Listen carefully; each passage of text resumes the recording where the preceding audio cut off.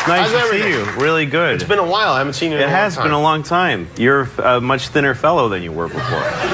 Don't get used to it. No? Now you live in New York. Yes. You've got 2 little girls. Yeah, 2 kids. Do they come on trips with you when you do this sort of thing? No, I would not do that to them. No, they're at home with their mom, sleeping right now. Oh, they are, yeah. Yeah. Well, I mean, you know where your kids are now.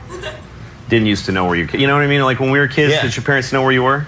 Never. No.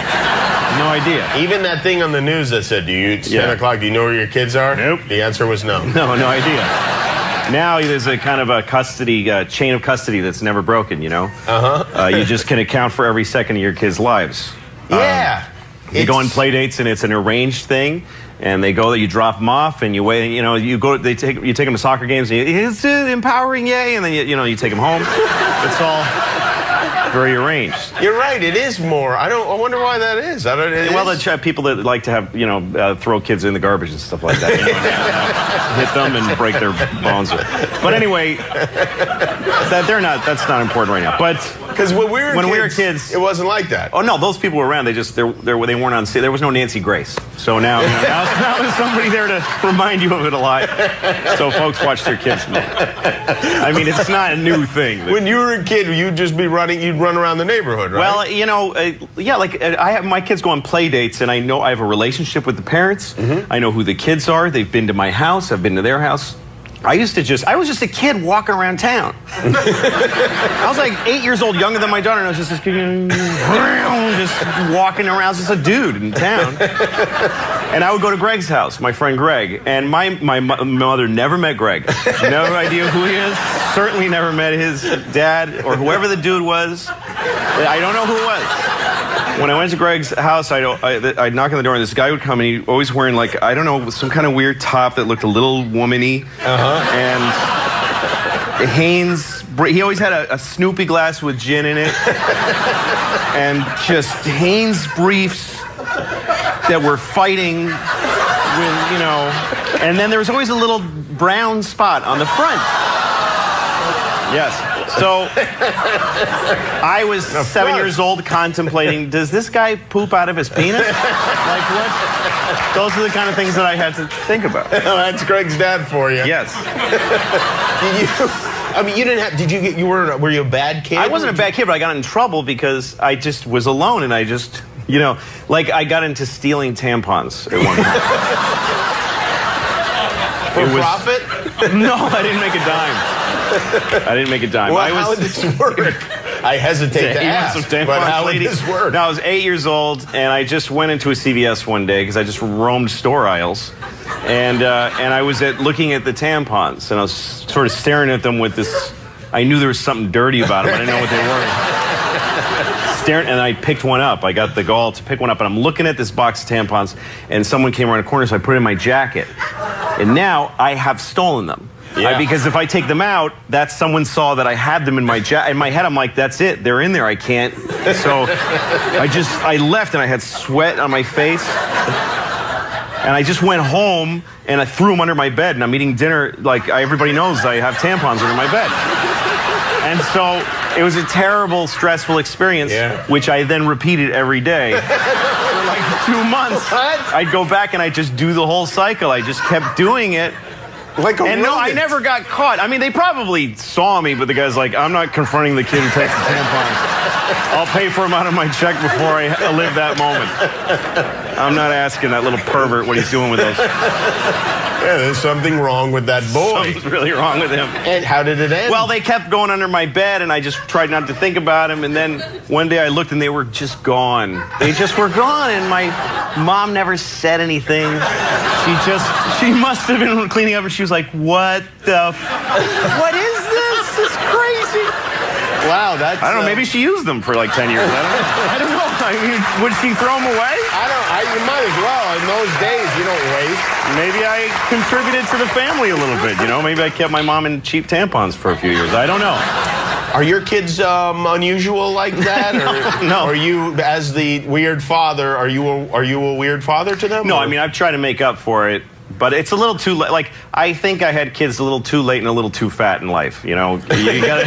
What do you mean by that? Well, you should be a young, healthy dad. You should be a 26-year-old father in a tight T-shirt going, "Whoa, I'm gonna get you!" You know, one of those guys. That's what kids have coming. And I'm not that. Don't do that. No, I take them to the park and I just run them like dogs. You got 20 minutes. I just watch them run. I stand there breathing like Tony Soprano and watching them run. And Daddy, chase us. If someone grabs you, maybe I'll chase them. But otherwise, grow up sad. And I have a lot of physical limitations that keep me from being a good dad. Like, I'm always in a 48-hour window of diarrhea. That either I'll be having or have had diarrhea within 48 hours. Somewhere I'm on the timeline of my life and the diarrhea. And depending on where I am in that window dictates how far from my house I'm willing to venture. I see. How far a radius. Yeah, right. You're otherwise, tethered. Yes. It's like having an ankle bracelet in a different kind of way. Because otherwise, I'm having diarrhea in a public restroom with my kids standing there watching me because they're little. I can't leave them out by themselves. So they're standing there. Daddy, I don't want to. Sorry, honey, you want to go to the aquarium. This is what happened. I said, let's go to get the newspaper and come home, but you wanted to get fancy, so you get to watch me pee out of my ass for 2 hours. Well, it's fun with the kids. The memories. That's how they feel about it, yeah. Now, do they know? Do they understand, like, that you're a comedian? Do they know this? Is this a concept that they're familiar with? Yeah, they know that Daddy tells jokes, and they don't get the business though. You know, like they don't get show business. Really? No, who does? But like I had a weird conversation with my 9-year-old. We were driving on the highway. The 6-year-old was there too, but she was just, you know, sapping resources. She wasn't really contributing to the conversation. We passed by a cruise ship. And I said, hey, girls, the cool thing about having kids is that you get to tell them what everything is. You get to be the person that reports the whole planet to them. You're for the their first tour time. guide for their life. For life, exactly. That's a cruise ship. It's a massive boat. There's swimming pools and discos or whatever they have, you know. So they got excited by the idea of a cruise ship. And I said, some comedians do shows on cruise ships. And they said, do you do that? And I was like, no. Here's the thing. Comedians have a mean hatred of cruise ship comics. Yeah. It's just a mean prejudice. We call them boat acts. It's just mean. It's boat act because they pander. We just think they're crap, and it's just something you just feel. It's like being born racist. You just believe it. You don't question it. It's just a thing in you. You might not even know, but yeah. So my daughter's like, have you ever worked on a cruise ship? I'm like, no. And she says, why not? Why wouldn't you want to be on a boat? And I'm like, well, that's a different kind of comic. She says, well, what's the different about him? Well, a cruise ship comic just tries to please everybody. And she's like, why wouldn't you want to do that? Of course. Isn't that what you want to do? Yes, but I see some things I say on stage might upset some people. Why would you upset people? That's a terrible thing to do. So, you know what? There might be some clarity there. I don't know. You might want to rethink this. I might try the cruise ships. Yeah. Well, by the way, first of all, I want to say the show is terrific. It's very funny. And Thank you. We're going to take a quick break here. Okay. We'll come back and talk about Louis. Louis airs Thursday nights, 10:30 on FX. Louis C.K. We're right back. Can I help you? Yeah, I need condoms, sexual lubricant, Vagitine, and blueberries. Lubricant out 7, Vagitine out 3, next to the tampons, condoms behind the counter. Ain't got no blueberries.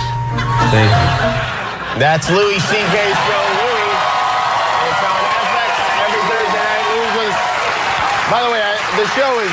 Not only is it very funny, but the directing is great. I know you direct the show, too. I do, yes. It looks great. It looks like a movie out of the 70s. Thank you. That's You must be very pleased with the whole thing. I am. I love it. The movie out of the 70s is perfect. That's what I grew up loving and watching. How is the how is the second season different from the first season? Is it? Yeah, I mean, you know, I when I get bored of something, I just stop doing it, you know? So I didn't keep a lot of the same stuff.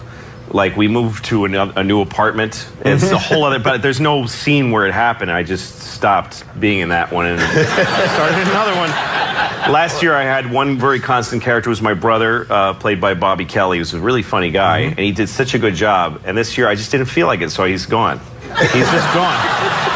He's gone. I didn't kill him in an episode. It's like he never existed. But the great thing for him is it's in a way like Lost, where he could possibly come back. Yeah, right? he might. I guess I'd have to have a good idea. I didn't have any ideas for him, so I just stopped this.